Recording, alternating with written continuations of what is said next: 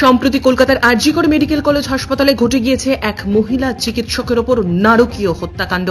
আর এই ঘটনার জেরে গোটা বাংলা জুড়ে হাসপাতালে চিকিৎসক এবং নার্সদের রাত্রিকালীন ডিউটিতে নিরাপত্তা নিয়ে প্রশ্ন উঠতে শুরু করেছে।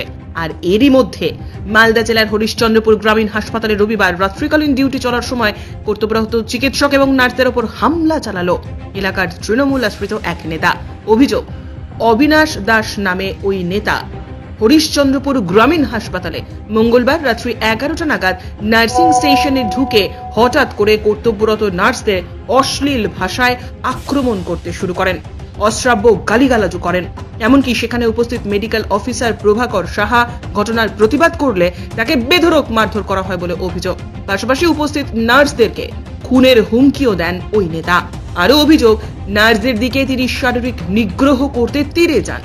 যদিও সেখানে উপস্থিত চিকিৎসক এবং জিডিএ কর্মীরা ওই নেতাকে আটকে দেন।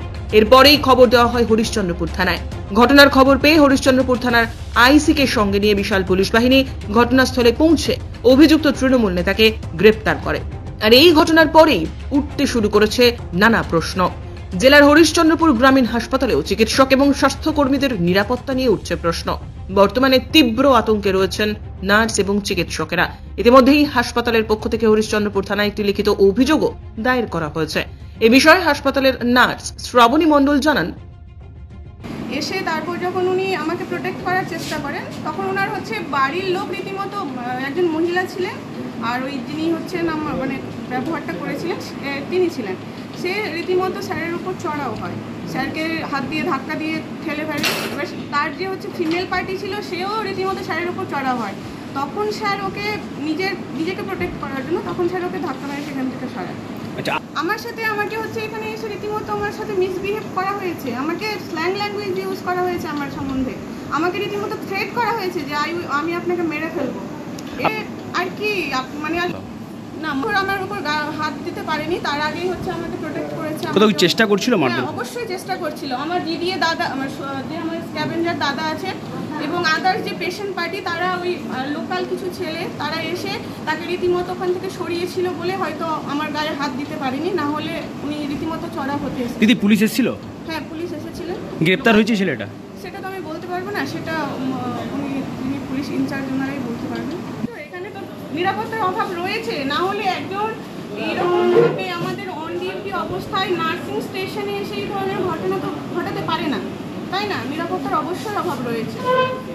বলতে পারছি না, সেটা আমার জানা নেই উনি প্রভাবশালী কিনা, সেটার কোনো ইনফরমেশন আমি জানি না। কর্তব্যরত চিকিৎসক প্রভাকর সাহা এ বিষয়ে কি মন্তব্য করলেন শোনাবো আপনাদের। এসে আমাদের অন ডিউটি সিস্টার এবং আমার উপর হঠাৎ করে চড়াও হয়, আমাদেরকে অ্যাটাক করে। কি কারণে? কারণটা কি? তিনি কোনো একটা কিছু জানতে চান কিন্তু তিনি সঠিকভাবে কমিউনিকেট করলেন না, এসে হঠাৎ করে সিস্টারদের উপর অ্যাটাক করলেন।